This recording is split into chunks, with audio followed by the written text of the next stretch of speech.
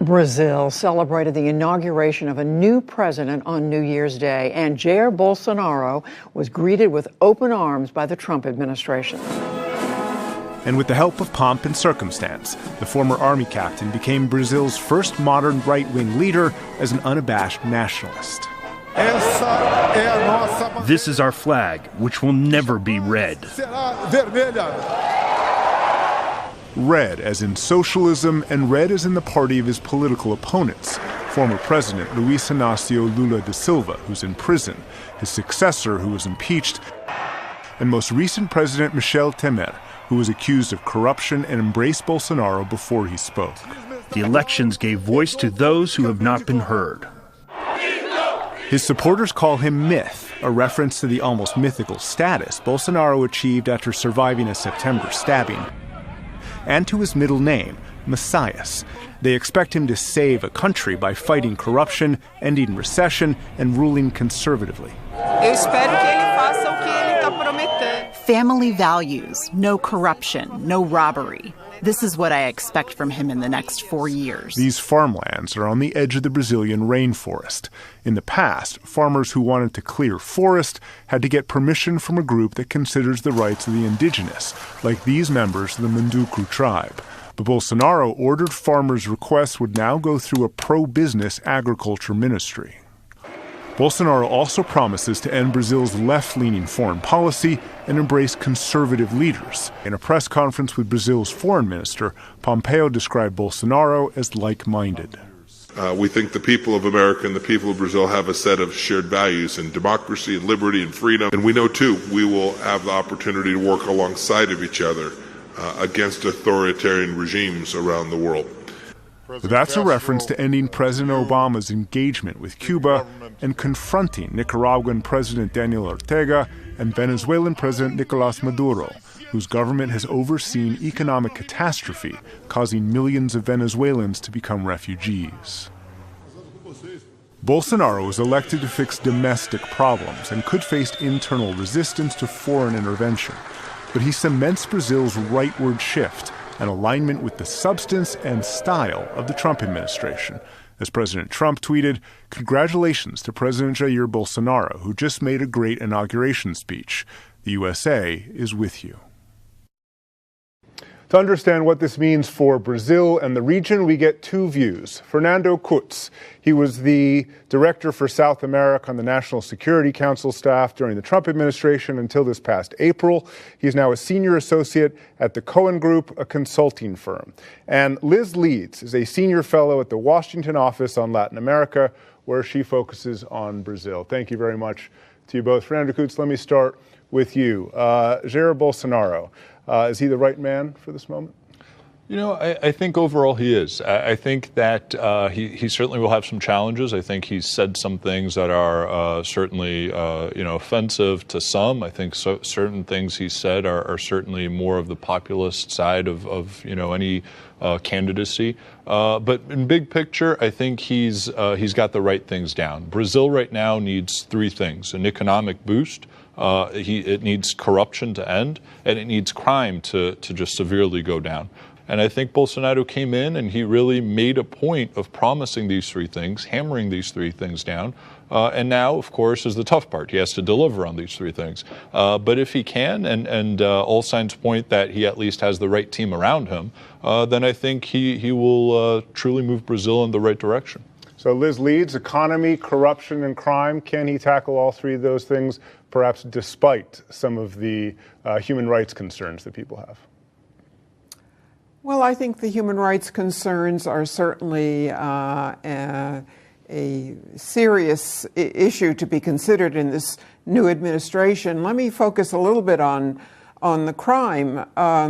This is one of the major issues that the population has been concerned about, but the proposals that he, at least initially, has put forth, I think will only increase the crime and violence. He's proposing essentially liberating the use of guns by the civilian population who do not have criminal backgrounds. He's also almost given carte blanche to police to kill almost with impunity. And it's been shown in the past that violence generates violence.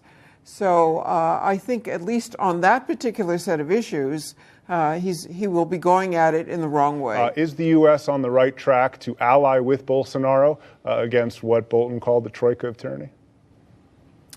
Well, I think that in terms of dealing with these regional problems and conflict, the correct way to go about it, at least initially, is to not do it in a bilateral way or a trilateral way, but to use the existing institutions, such as the Organization of American States, which exist for dealing in part with regional conflicts. So I do not agree with this troika mentality. You know, I totally agree that in an ideal world, the OAS, the UN, would be taking up this situation. Unfortunately, they've proven themselves to not be willing to take this up or to be incapable of taking this up time and again. And when I was at the White House, one of the things we really pushed for was for OAS action against Venezuela, for OAS to pass resolutions. So I think we need regional leadership. The problem of Venezuela is a regional crisis, right? If you look at the migrants, the refugees, they're streaming into Colombia, they're going to Brazil, to Ecuador, and to Peru. So it's a regional problem, and it requires a regional solution. It's not a U.S. bilateral problem. So I think it's time for the region, and I think President Bolsonaro might be the right guy to do this, to really take this issue up and to start addressing it on their own and showing leadership on this. The United States has taken a lot of actions against Venezuela. I think it's time for Bolsonaro and the rest of the region to actually follow suit now and take their own actions against Maduro and that troika. Liz Leeds, what do you think about that? Can the U.S. and Brazil be the leaders against Venezuela?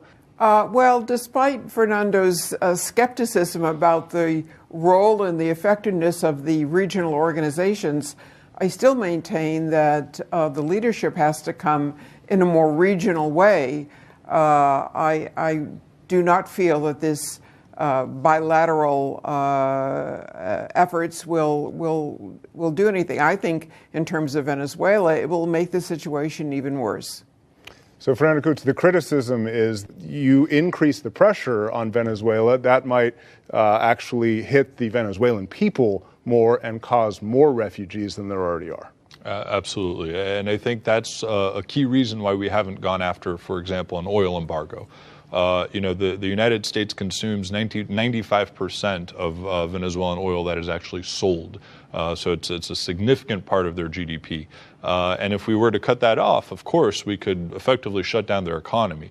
But we have to look at the other side of it, which is what happens to the Venezuelan people. You know, essentially, we'd create this disaster, humanitarian disaster within Venezuela, and we'd own it. You know, it's our mess at that point. So I think we very much have to think carefully about the ramifications for the people of Venezuela. Having said that, I think there are a lot of steps that can be taken by President Bolsonaro and others in the region to isolate diplomatically Maduro, to put pressure on him and his inner circle without harming the people of Venezuela. Things like sanctions, following suit with what we've done, individual sanctions against individual regime members, going after the narco state that is Venezuela, making sure that drugs aren't pouring in or out of their border, and indicting folks, to be honest. You know, go after these people, put them in the Interpol lists, don't let them leave their country, don't let them spend their corrupt money, and that will really, I think, shake that regime to its core. Liz Leeds, last word. Are you worried that the U.S. and perhaps Brazil will take on Venezuela and some of these other countries and actually increase instability rather than decrease it?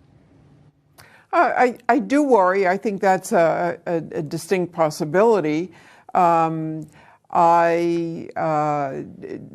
what extent these actions will affect Brazil in particular, I know that Fernando mentioned the Venezuelans pouring into the Brazilian borders in the north.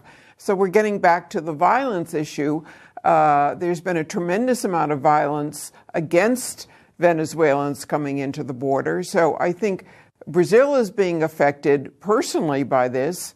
And I do hope that the kinds of reactions that the Bolsonaro government will take will not increase the violence within Venezuela. Liz Leeds, Fernando Kutz, thank you both. Thank you.